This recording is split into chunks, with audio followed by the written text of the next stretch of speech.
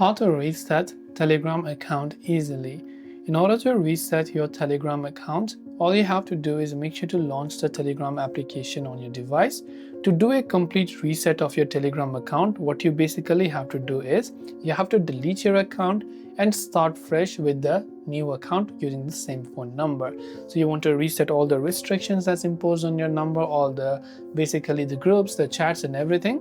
So what you do is you come to your settings tab, scroll down and go to Telegram FAQ. From Telegram FAQ, you simply scroll down under your account, and under your account you can see delete your Telegram account, tap on it and just tap on this deactivation page link, and over here just enter your phone number in an international format by entering your country code and then your phone number, then verify the code and delete your account.